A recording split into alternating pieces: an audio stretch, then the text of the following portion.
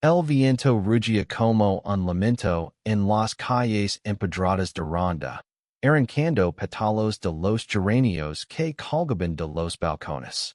Diego Coria, con el corazón latiendo tan fuerte que parecía escapar de su pecho, mientras la carta arrugada en su mano temblaba bajo la lluvia.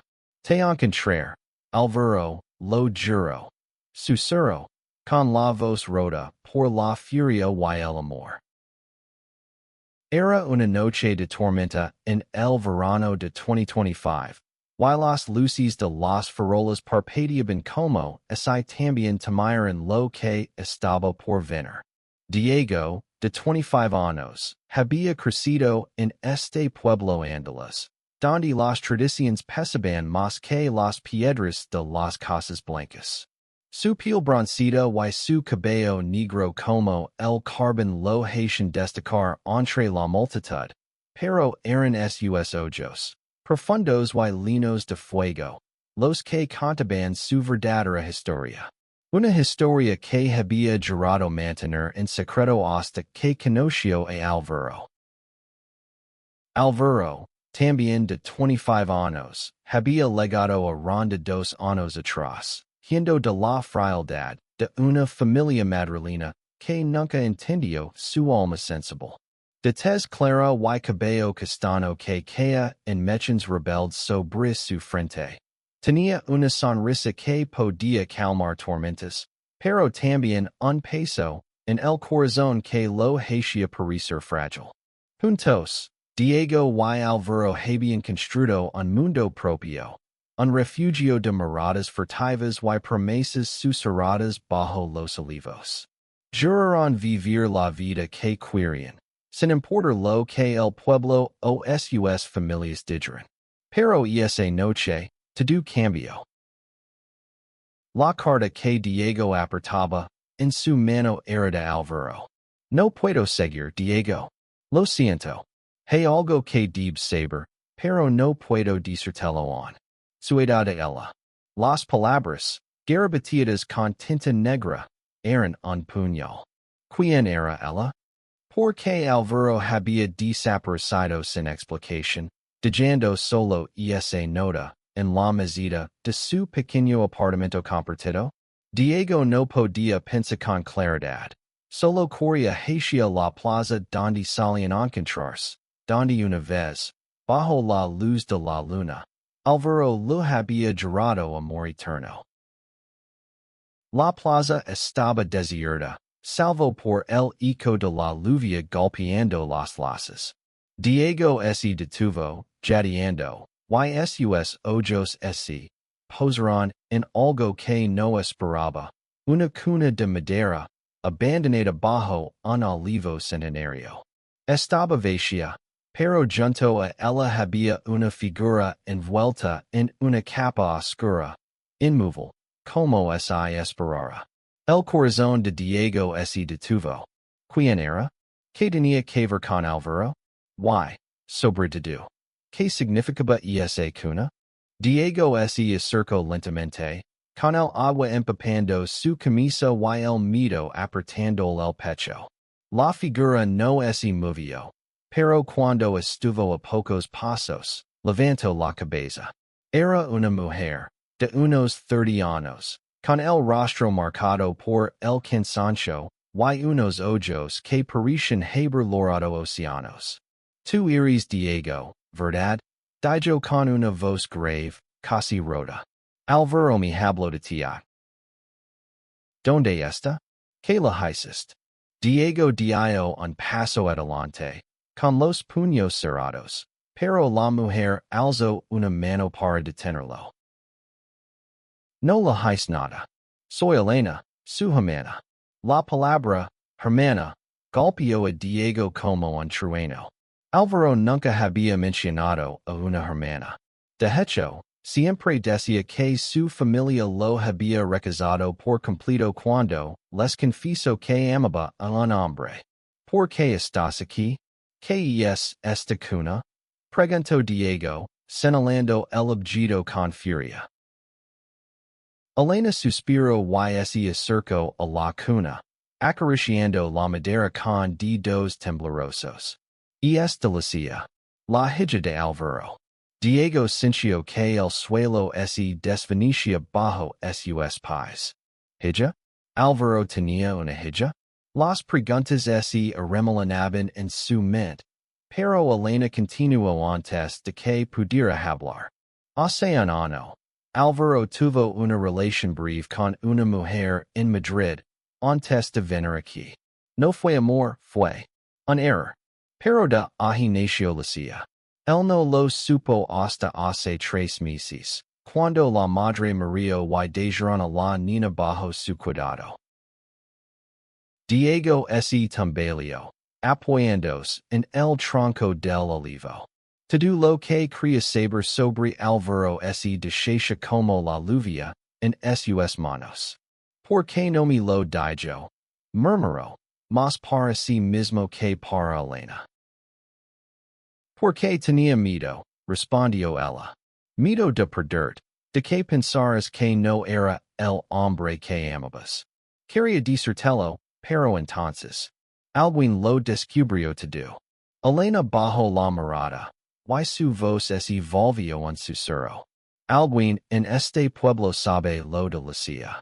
Y lo de ustedes dos. Lo están usando en su contra. Diego sintió un escalofrío. En Ronda, los rumores eran más peligrosos que cualquier tormenta. La homofobia, aunque menos abierta que antes, seguía atacando en las sombras de las conversaciones, en las miradas de desaprobación de los mayores, en los susurros de la iglesia. ¿Quién? Exigió Diego. ¿Quién está detrás de esto? Elena negó con la cabeza. No lo sé, pero Alvaro se fue para proteger a Lucia. Yati, me pidió que te encontrara, que te dijera que no te rindas, que la niña está a salvo, pero él necesita tiempo. Diego apretó los dientes, sintiendo la rabia y el amor chocando en su interior. No podía aceptar que Alvaro se hubiera ido sin despedirse, que hubiera guardado un secreto tan grande. Pero tampoco podía ignorar el fuego que ardía en su pecho por él. Dime donde está Lucia, dijo finalmente. Si Alvaro no puede cuidarlo ahora, lo haré por él. Elena lo miró con una mezcla de sorpresa y admiración. No será fácil, Diego.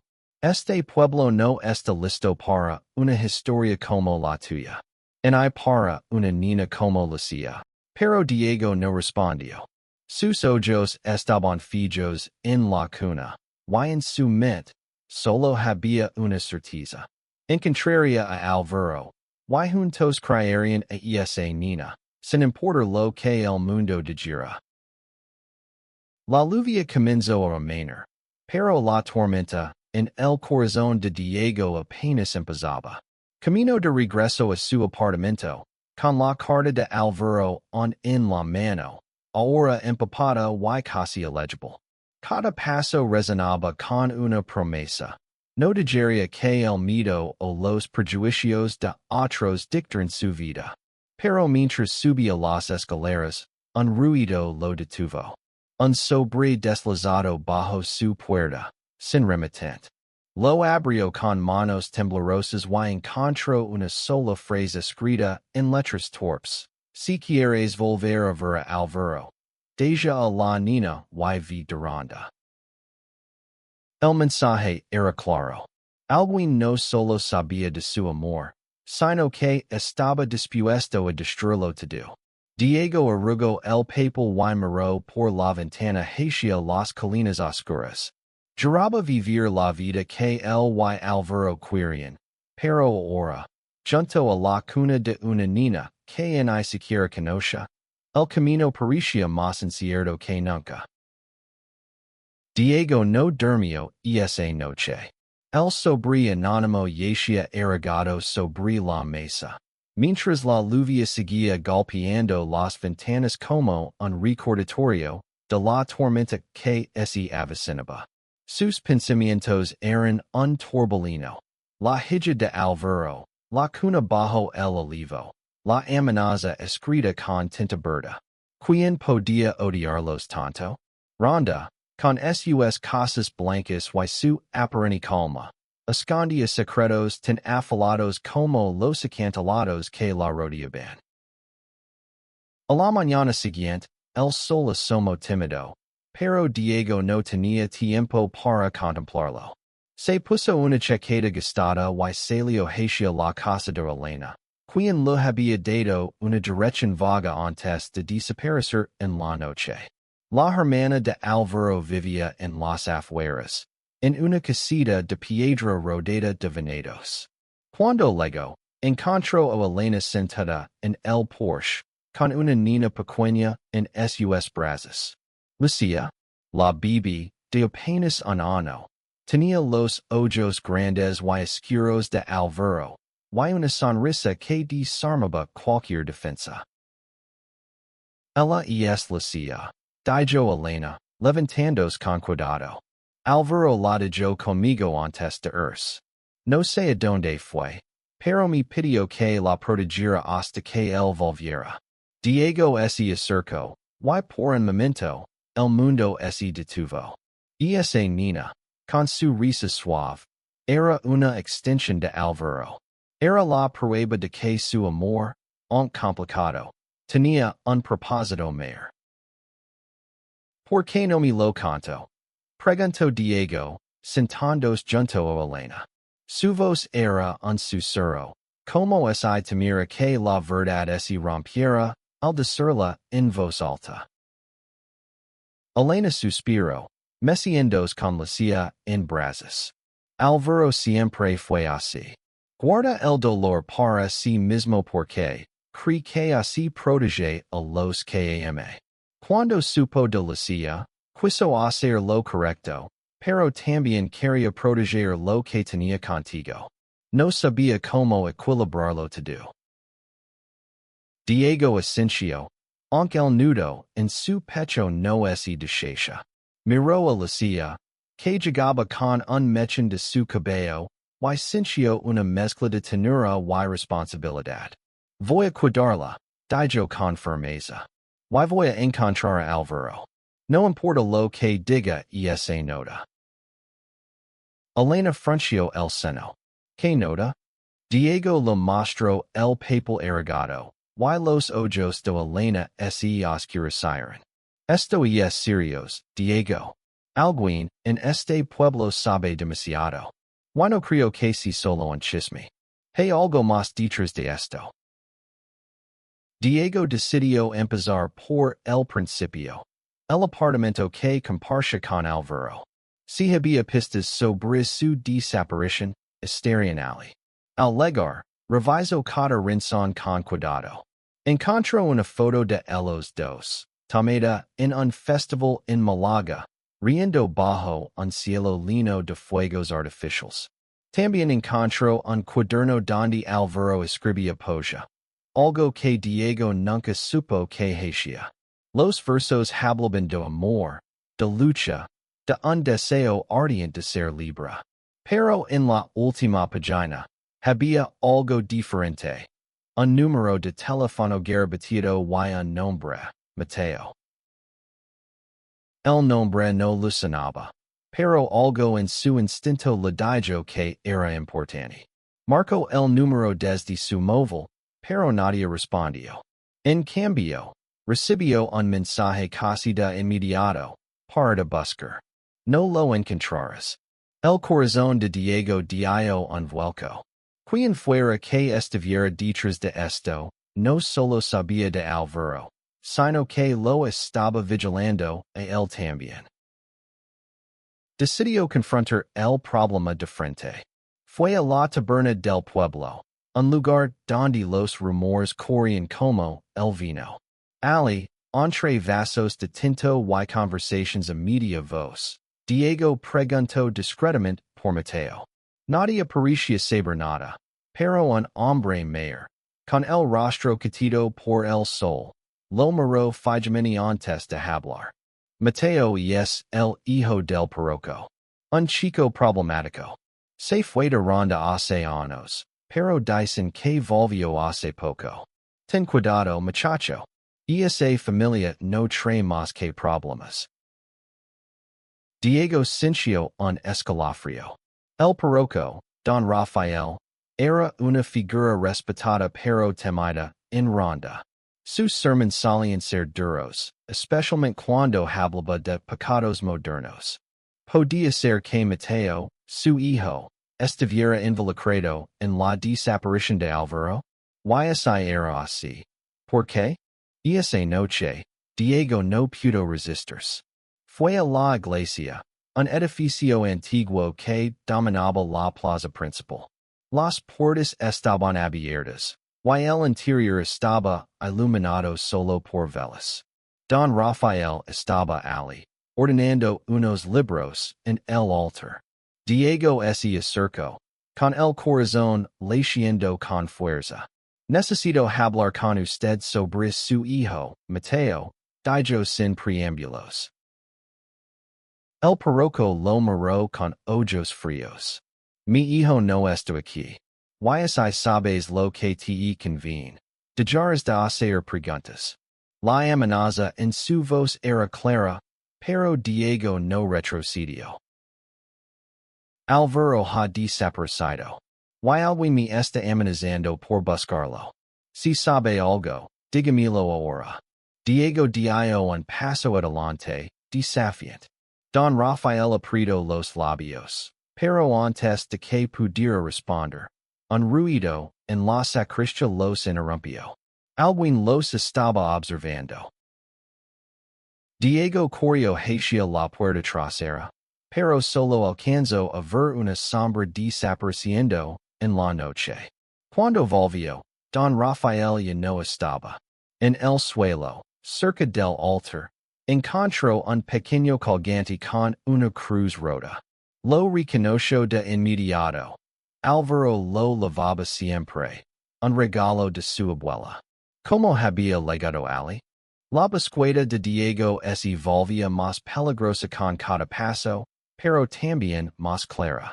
Mateo, el hijo del parroco, era la clave. La iglesia, con sus secretos y sus sombras, parecía estar en el centro de todo. Diego guardó el colgante en su bolsillo y salió al frío de la noche, con una determinación renovada.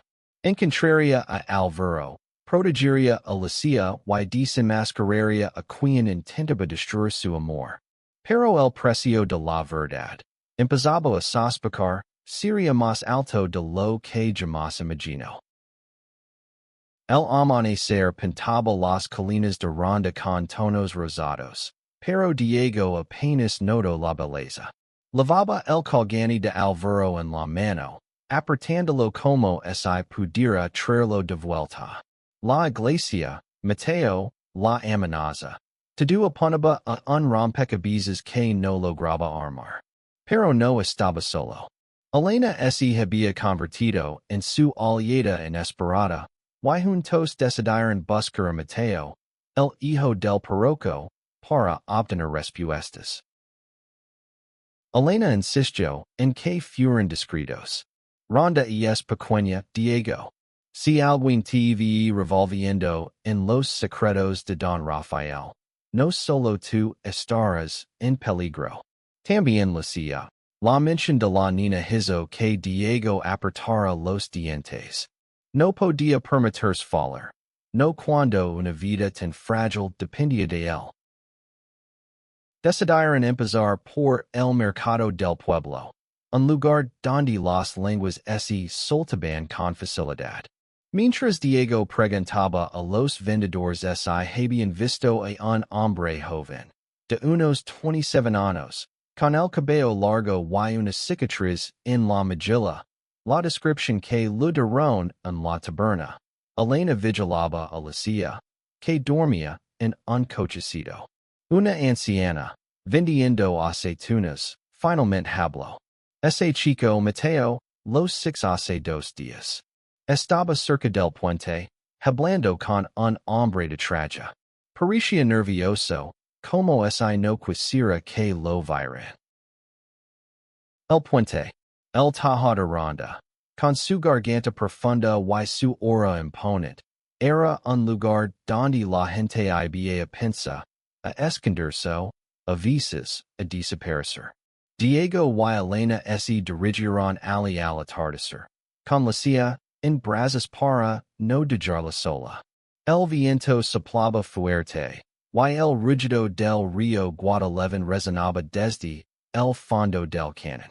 Ali, bajo la sombra del puente, encontraron a Mateo. Era alto, desgarbado, con el cabello largo atado, en una coleta y una cicatriz que cruzaba su mejilla izquierda. Sus ojos, nerviosos, se encontraron con los de Diego. Tú eres el novio de Alvaro, ¿verdad? Dijo Mateo, sin rodeos. Su voz era áspera, pero había un matiz de miedo en ella. ¿Dónde está? Exigió Diego, dando un paso adelante. Elena lo detuvo con una mano en el brazo. Mateo levantó las manos, como rindiéndose. No sé dónde está. Lo juro.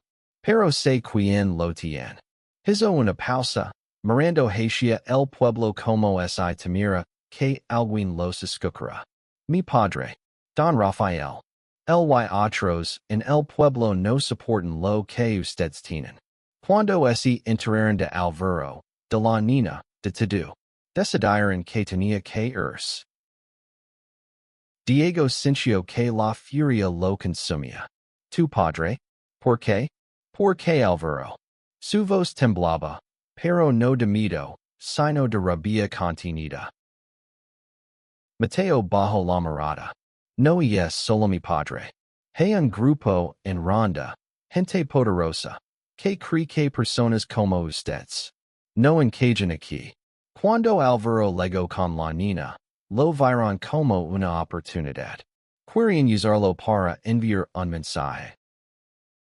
Elena, que había permanecido en silencio, habló con voz firme. ¿Qué mensaje?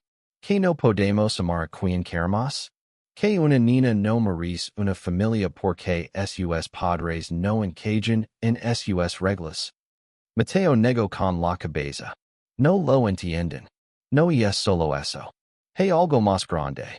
Mi padre está involucrado con gente de fuera, gente con dinero. No sé de do, pero escuch cosas. Hablan de limpiar el pueblo, de mantenerlo puro. Alvaro fue solo el principio. Diego sintió un nudo en el estómago. Esto no era solo un asunto personal. Era algo más oscuro, algo que ponía en peligro no solo a Alvaro, sino a cualquiera que desafiara las normas de ronda. ¿Dónde está Alvaro? Repitió, con los puños cerrados. Mateo dudó, pero finalmente habló. Lo llevaron a una casa en las afueras, cerca de los venados de la familia Vargas. No sé si sigo Ali, pero es todo lo que sé. Antes de que Diego pudiera preguntar más, Mateo se dio la vuelta y corrió, perdiéndose en las sombras del puente. Diego y Elena no perdieron tiempo. Con la silla en el cochecito, se dirigieron a los venados de los Vargas, una familia conocida por su riqueza y su influencia en Ronda. La casa, una mansión antigua rodeada de cipas, parecía desierta, pero las luces en el segundo piso delataban presencia. Diego insistió en entrar solo, mientras Elena vigilaba desde fuera con la nina. El interior de la casa olía a madera vieja y vino. Diego avanzó con sigilo, escuchando pasos en el piso superior. Encontró una escalera estrecha y subió, con el corazón latiendo tan fuerte que temía que lo delatara. En una habitación al final del pasillo, encontró algo que lo dejó sin aliento. Una carta de Alvaro, dirigida a él. Diego, amor mío, comenzaba. Si estás leyendo esto, significa que estás cerca. No confíes en nadie, en ni siquiera en los que parecen ayudarte. Me tienen aquí por la silla, pero también por nosotros. Quieren que renuncie a ella, a todo. Pero no lo haré. Encuentra la silla y protegila. Te amo. La carta estaba fechada de hacía 2 días. Diego sintió que las lágrimas le quemaban los ojos, pero no había tiempo para el dolor. Un ruido detrás de él lo hizo girar. Era don Rafael, con una expresión fría y una linterna en la mano. Deberías haber ido cuando te lo advertí, dijo el parroco. ¿Dónde está Álvaro? Diego dio un paso hacia él, pero don Rafael sacó algo de su bolsillo, un cuchillo. No era grande, pero brillaba con una amenaza silenciosa. No estás en posición de exigir nada, respondió el parroco. Álvaro eligió el camino equivocado. Y tú también, sigues aquí. Antes de que Diego pudiera reaccionar, un grito desde el exterior rompió el silencio. Era Elena. Sin pensarlo, Diego empujó a don Rafael y corrió hacia la ventana. Abajo, en el patio, vio a Elena luchando con un hombre que intentaba quitar la silla. La furia dio a Diego una fuerza que no sabía que tenía. Bajó las escaleras de un salto y salió al patio, donde el hombre, un desconocido de traje oscuro, soltó a Elena al verlo llegar. Para, gritó Diego, interponiéndose entre el hombre y Elena. El desconocido lo miró con desprecio, pero no dijo nada. En cambio, sacó un teléfono y marcó un número. Lo tenemos, dijo antes de colgar. Diego no entendía qué estaba pasando, pero una cosa era clara. La amenaza era real, y Álvaro estaba en el centro de todo. Mientras sostenía a la silla, que Juraba en los brazos de Elena, juró que no descansaría hasta encontrar su amor y poner fin a esta pesadilla.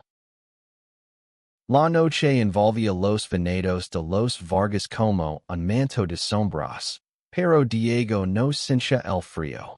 La adrenalina corría por sus venas mientras sostenía a la silla, que seguía llorando en los brazos de Elena. El hombre de traje había desaparecido en la oscuridad, pero sus palabras, lo tenemos, resonaban en la mente de Diego como una sentencia. ¿Quiénes eran ellos?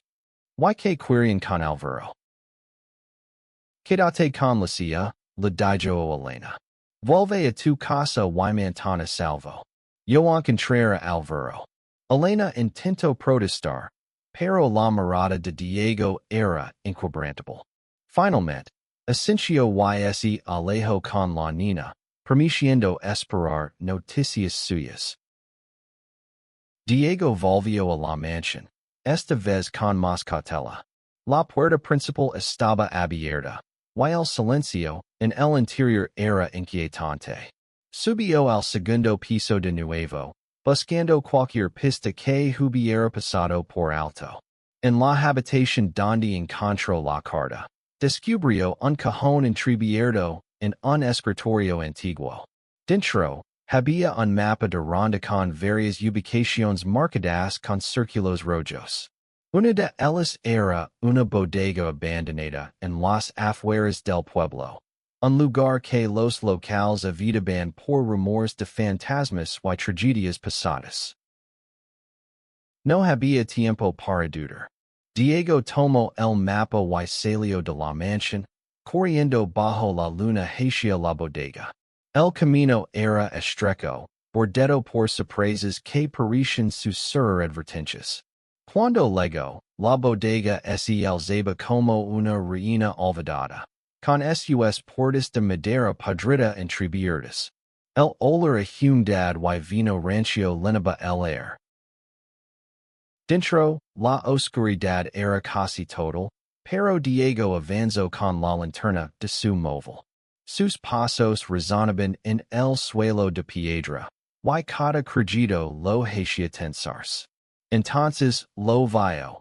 Una figura atada a una silla en el fondo de la bodega. Era Alvaro. Alvaro. Diego corrió hacia él, con el corazón a punto de estallar. Alvaro levantó la cabeza, con el rostro magalado pero vivo. Sus ojos, esos ojos que Diego amaba, se llenaron de alivio al verlo. Diego, como me encontraste, murmuró, con la voz débil. No importa ahora, dijo Diego, cortando las cuerdas con una navaja que lavaba en el bolsillo. Alvaro estaba débil, pero pudo levantarse con su ayuda. Tenemos que salir de aquí. Nos están siguiendo. Antes de que pudieran moverse, una voz cortó el aire. Que conmovedor. Era Don Rafael, acompañado por dos hombres que Diego no reconoció. Uno de ellos era el hombre de traje que había atacado a Elena. Sabía que vendrías, Diego. Eres tan predecible como Alvaro. ¿Por qué haces esto? Gritó Diego, interponiéndose entre Alvaro y los hombres. ¿Qué te hemos hecho? Don Rafael sonrió, pero no había calidez en su rostro. Este pueblo tiene valores, Diego. Valores que usted han pisoteado. Alvaro no solo trajo su pecado aquí, sino que también trajo a esa niña. Una niña que no debería existir en un lugar como este. Diego sintió que la rabia lo cegaba. ¿Y crees que tienes derecho a decidir quién vive y quién no? ¿Quién ama y quién no? Alvaro, a su lado, apretó su mano, dando fuerza. No es solo mi decisión, respondió Don Rafael. Hay gente que paga por mantener ronda como debe ser. Gente poderosa que no tolera desviaciones. Hizo un gesto, y los dos hombres avanzaron hacia ellos. Diego no lo pensó dos veces. Tomó a Alvaro por el brazo y corrió hacia una salida lateral que había visto al entrar. Los hombres los persiguieron, pero la bodega era un laberinto de barriles y pasillos oscuros. Diego y Alvaro se escondieron detrás de una pila de cajas, conteniendo la respiración mientras los pasos de sus perseguidores resonaban cerca. Tenemos que salir de aquí, susurró Alvaro. Pero no podemos volver al pueblo. No hasta que sepamos quién está detrás de esto. Diego asintió, aunque su mente estaba dividida. Quería enfrentar a Don Rafael, exponerlo, pero también sabía que la prioridad era mantener a Alvaro y Lucia a salvo. Elena está con Lucia, dijo. Ella nos ayudará. Pero primero, tenemos que escapar. Encontraron una ventana rota en la parte trasera de la bodega y se deslizaron por ella, cayendo en la hierba humida. Corrieron hacia los venados, usando la oscuridad como escudo. Pero mientras corrían, Alvaro se detuvo, jadeando. Diego, hay algo que no te dije, confieso, con la voz temblorosa. La madre de Lucia. No murió por accidente. Creo que la mataron. Y creo que fue por mí. Diego lo miró atenido. ¿Qué quieres decir? Antes de venir a Ronda, recibí amenazas en Madrid. No le di importancia, pensé que eran solo palabras. Pero cuando supe de Lucia, y luego de su muerte, entendí que alguien no quería que yo tuviera una familia. En I contigo, en I con ella. Alvaro bajó la mirada, avergonzado. Por eso no te dije nada. Quería protegerute. Diego sintió que el mundo se tambaleaba de nuevo, pero esta vez no dejó que el dolor lo detuviera. Tomo el rostro de Alvaro entre sus manos y lo miró a los ojos. No importa lo que pase, Alvaro. Estamos juntos en esto. Y vamos a proteger a Lucia. Juntos. Alvaro asintió, con lágrimas en los ojos. Siguieron corriendo, pero ahora con un propósito renovado. No solo estaban yendo. Estaban luchando por su futuro, por su familia, por el derecho a amar sin miedo. Los venados parecen no tener fin. Amar de sombras que los pertiguía y los atrapaba al mismo tiempo. Diego y Alvaro corrieron hasta que sus pulmones ardieron, deteniéndose solo cuando estuvieron seguros de que nadie los seguía. Se escondieron en un pequeño cobertizo entre las cepas, con el olor a tierra húmeda y madera vieja envolviéndolos. Alvaro, on débil, se apoyó en Diego, que lo abrazó con fuerza. Lo siento, susurró Alvaro, por no contarte lo de Lucia, por arrastrar esto. Diego negó con la cabeza, con los ojos fijos en la oscuridad más allá de la puerta. No hay nada que lamentar.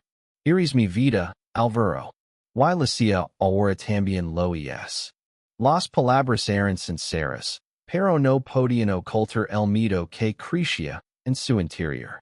Quien quiera que estuviera detrás de todo esto tenía poder, recursos y una determinación que los superaba.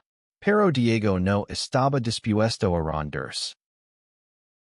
Decidieron pasar la noche en el cobertizo, planeando su próximo movimiento. Alvaro explicó todo lo que sabía. Las amenazas en Madrid, la muerte sospechosa de la madre de Lucia, las conexiones de Don Rafael con personas influyentes que querían limpiar, ronda de lo que consideraban inaceptable. No es solo homofobia, dijo Alvaro, con la voz temblorosa. Es poder. Quieren controlar el pueblo. Sus tierras, su futuro. Y nosotros somos un obstáculo. Diego apretó los puños. Entonces los enfrentaremos. Pero primero, necesitamos pruebas. Algo que los expona. Recordó el mapa que había encontrado en la mansión de los Vargas. Además de la bodega, había otros lugares marcados. Una oficina en el ayuntamiento, una finca en las afueras y, sorprendentemente, la casa de Elena. ¿Crees que Elena sabe más de lo que dice? Preguntó Diego, con un nudo en el estómago. Alvaro frunció el seno. No lo sé. Ella me ayudó con Lucia, pero siempre ha sido reservada. Tal vez sabe algo y tiene miedo de hablar. Decidieron que lo primero sería volver con Elena y asegurarse de que Lucia estaba a salvo. Pero también necesitaban un plan para exponer a Don Rafael y sus aliados. Al amanecer, llegaron a la casa de Elena. La encontraron en el porche, con Lucia dormida en una cuna improvisada. Pero algo en su expresión hizo que Diego se detuviera. Elena parecía nerviosa, mirando constantemente hacia el camino. ¿Qué pasa? Preguntó Diego, sintiendo un mal presentimiento. Alguien estuvo aquí anoche, confesó Elena. No entraron, pero six una camioneta parada frente a la casa de Rani Horace. Creo que saben que Lucia está aquí. Sus manos temblaban mientras ajustaba la manta de la niña. Diego y Alvaro intercambiaron una mirada. No podían quedarse allí.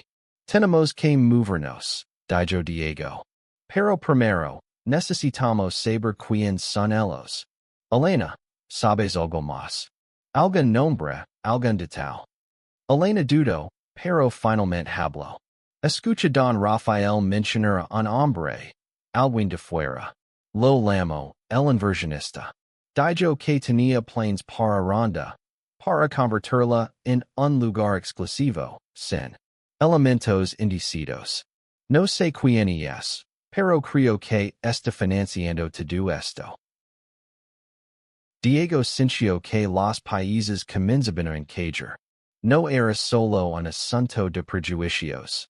Había intereses económicos detrás. Alguien quería transformar ronda en un paraíso para ricos. Y personas como el y Alvaro, que desafiaban las normas, no encajaban en esa visión. Vamos al ayuntamiento, decidió Diego. Si hay documentos, pruebas, estarán allí. El ayuntamiento de Ronda era un edificio antiguo, con paredes de piedra y un aire de solemnidad. Diego y Alvaro entraron fingiendo ser ciudadanos comunes, preguntando por un trámite cualquiera. Mientras Alvaro distraía al recepcionista, Diego se colorado en una oficina trasera, donde encontró un archivo con el sello de los Vargas. Dentro, había contratos, planos y correos electrónicos que hablaban de un proyecto de desarrollo turístico masivo. Uno de los correos mencionaba a un tal señor Castillo, un inversionista de Madrid que financiaba la operación. También había una lista de obstáculos que debían ser eliminados, y el nombre de Alvaro estaba subrayado. Diego tomó fotos de los documentos con su móvil, pero antes de que pudiera salir, escuchó pasos. Era don Rafael, acompañado por el hombre de traje. Sabía que no te rendirías. Dijo el parroco, con una sonrisa fría. Pero esto termina ahora. Diego intentó correr, pero el hombre de traje lo atrapó, inmovilizándolo. No hagas esto más difícil, dijo el hombre, mientras don Rafael sacaba un teléfono y marcaba un número. Tráiganla, ordenó. Diego sintió que el mundo se derrumbaba. ¿A quién se refería? ¿A Lucia? ¿A Elena? Pero antes de que pudiera reaccionar, Alvaro irrumpió en la oficina, empujando a don Rafael contra una pared. Déjalo ir, gritó, con una fuerza que Diego no había visto antes. La pelea fue breve pero intensa. Diego se liberó y, junto con Alvaro, lograron reducir al hombre de traje. Don Rafael, sin embargo, escapó, dejando atrás un grito de rabia. Esto no ha terminado, gritó mientras corría hacia la salida.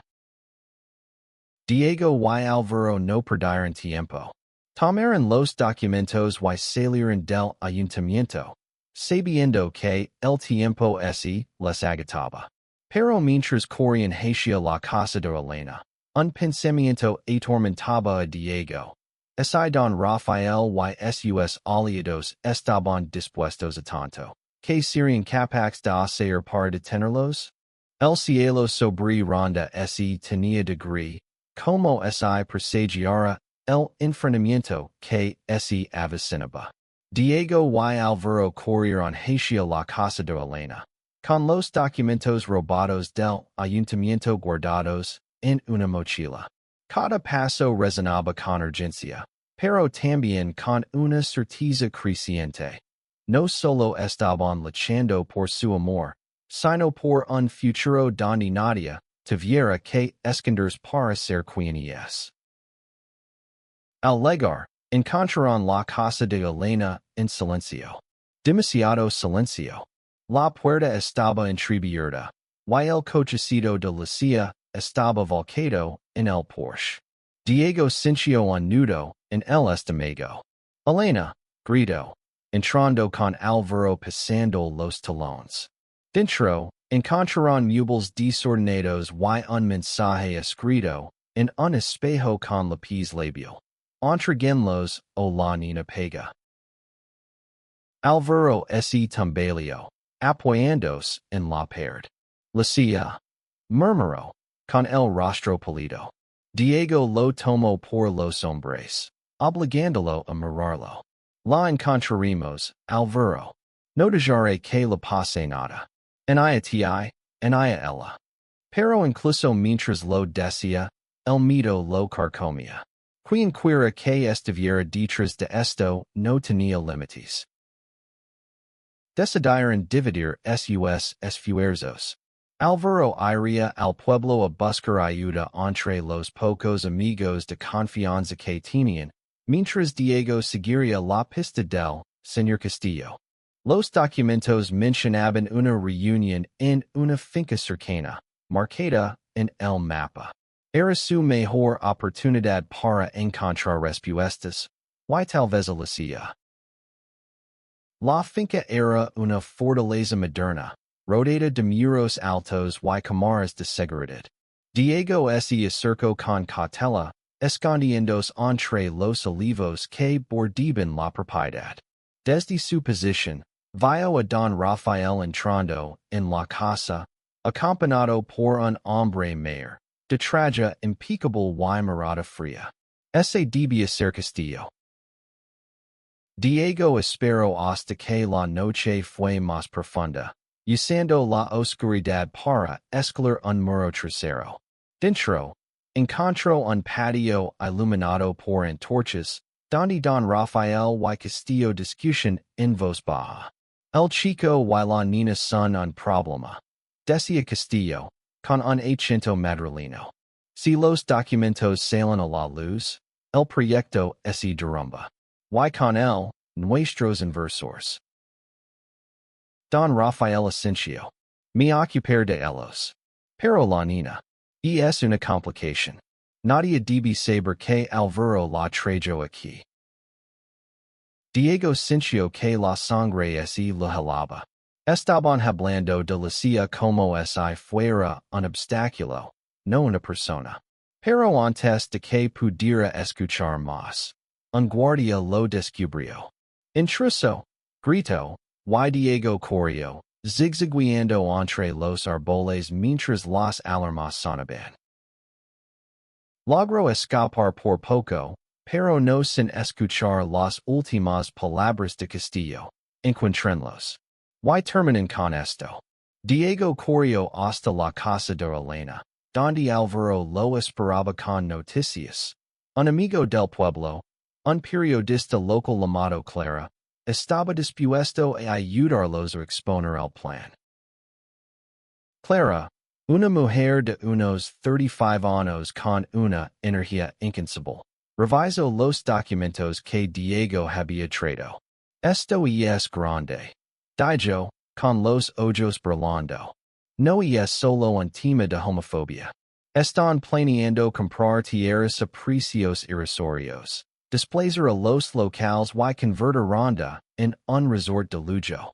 Y están usando el mito para mantener a la gente en línea. ¿Y lo hacía? Preguntó Alvaro, con la voz quebrada. Clara frunció el seno. Creo que la tienen en la finca.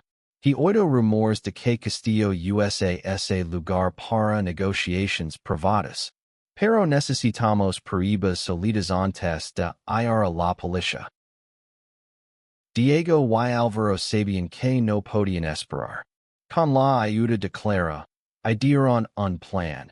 Ella publicaría un artículo preliminar en su blog, insinuando el escándalo sin revelar todos los detalles, para presionar a Castillo y sus aliados. Mientras tanto, Diego y Alvaro volverían a la finca, esta vez con refuerzos. Un grupo de amigos del pueblo que, cansados de los abusos de poder, estaban dispuestos a ayudar. La noche de la incursión, la finca estaba más vigilada que nunca. Diego, Alvaro y sus amigos se dividieron en dos grupos, entrando por diferentes puntos. Diego lideró el camino hacia el ala este, donde sospechaban que mantenían a Lucia. Encontraron una habitación cerrada con llave, y tras forzarla, hallaron a la niña, dormida, en una cuna improvisada. Pero no estaban solos. El hombre de traje estaba allí, armado. Sabía que vendrían. Dijo, apuntándolos con una pistola. Diego se interpuso entre el hombre y Alvaro, que sostenía Alicia. No tienes que hacer esto, dijo Diego, tratando de ganar tiempo. Podemos terminar con esto sin más dolor. El hombre dudó, pero antes de que pudiera responder, uno de los amigos de Diego, un joven fuerte llamado Miguel, lo derribó desde atrás. Ataron al hombre y salieron con Lucia, corriendo hacia el punto de encuentro con Clara. Pero cuando llegaron, encontraron la finca rodeada por la policía. Alguien había dado la alarma. Por un momento, Diego temió lo peor. Pero Clara salió al encuentro, con una sonrisa tensa. Public el artículo. La noticia está circulando. La policía no puede ignorarlo ahora. Mientras los agents entraban en la finca, Diego y Alvaro se abrazaron. Con Lucia entre ellos, sabiendo que aún no estaban a salvo, pero que habían dado un paso crucial. El amanecer trajo un silencio inquietante a Ronda. Diego, Alvaro y Lucia se escondieron en la casa de Clara, mientras la noticia del escándalo se extendía como el fuego. El artículo de Clara, aunque preliminar, había encendido una chispa. Los vecinos de Ronda, indignados por los planes de Castillo y sus aliados, comenzaron a reunirse en la plaza, exigiendo respuestas. Pero Diego sabía que la batalla no había terminado. Don Rafael y Castillo seguían libres, y la amenaza sobre sus vidas era más real que nunca. Clara trabajaba sin descanso, contactando a medios nacionales para amplificar la historia. Si logramos que esto llegue a Madrid, no podrán encubrirlo, dijo, mientras revisaba los documentos en su portátil. Diego y Alvaro, agotados pero decididos, cuidaban de Lucia, que parecía ayuna al caos, llegando con un jaguit de madera que Clara le había dado. ¿Qué haremos ahora? Preguntó Alvaro, con la voz cargada de incertidumbre. Incluso si exponemos a Castillo, este pueblo, nunca será el mismo para nosotros. Diego tomó su mano, sintiendo el calor familiar que lo había sostenido en los peores momentos. No necesitamos que el pueblo nos acepte. Solo necesitamos estar juntos. Y darle a Lucia un hogar donde pueda crecer sin miedo. Alvaro sonrió, aunque las lágrimas brillaban en sus ojos. Juramos vivir la vida que queríamos, ¿verdad? Pero nunca imaginé que sería tan difícil. Diego lo abrazó, con Lucia entre ellos. Vale la pena, susurró. Por ella. Por nosotros. Esa tarde, la policía allanó la finca de Castillo, encontrando pruebas de sobornos, contratos ilegales y conexiones con políticos corruptos. Don Rafael fue detenido, pero Castillo había desaparecido, dejando tras de sí un rastro de documentos que lo incriminaban. El pueblo estaba en ebullición, dividido entre los que apoyaban a Diego y Alvaro y los que aún se aferraban a las viejas normas. Clara organizó una reunión en la plaza, donde Diego y Alvaro hablaron por primera vez en público. Diego tomó el micrófono, con el corazón latiendo con fuerza. No estamos aquí para pedir permiso para amarnos, dijo, con la voz clara. Estamos aquí para decir que nadie tiene derecho a decidir quién merece una familia. Lucia es nuestra hija, y lucharemos por ella, como lucharemos por nuestro derecho a existir. El silencio que siguió fue roto por aplausos, primero tímidos, luego ensordecedores. No todos estaban de acuerdo, pero por primera vez, Diego sintió que no estaban solos. Vecinos, amigos, incluso desconocidos, Ese acercaron para ofrecerles apoyo. Era un pequeño paso, pero sufficient para encender la esperanza. Semanas después, la vida comenzó a asentarse. Castillo fue arrestado en Madrid, while los planes para el resort se derrumbaron bajo el peso de las investigations. Don Rafael enfrentó cargos por extorsión y complicidad, y aunque su influencia en el pueblo se desvaneció, dejó cicatrices en la comunidad. Diego y Álvaro decidieron quedarse en Ronda, pero en sus propios términos. Con la ayuda de Clara y sus amigos, abrieron un pequeño café en las afueras, un lugar donde cualquiera podía ser bienvenido. Lo llamaron el Olivo, en honor a la cuna donde todo comenzó. La ciudad crecía feliz, rodeada de amor, y aunque las miradas de desaprobación no desaparecieron del todo, Diego y Álvaro aprendieron a ignorarlas. Una noche, mientras servían el café, Álvaro tomó la mano de Diego y lo llevó al patio trasero, donde un olivo joven crecía bajo la luz de la luna. Esto es nuestro, dijo Álvaro, con una sonrisa. Nuestra familia, nuestra vida. Nadie puede quitárnoslo. Diego asintió, sintiendo el peso de los últimos meses desvanecidos. Habían jurado vivir la vida que querían, y aunque el camino había sido doloroso, lo habían logrado. Junto a la cuna de su hija, encontraron no solo amor, sino la fuerza para cambiar un pedazo del mundo. Y bajo el cielo estrellado de Ronda, con la ciudad durmiendo en la habitación de al lado, Diego y Álvaro se besaron, sabiendo que, sin importar lo que viniera, siempre tendrían el uno al otro.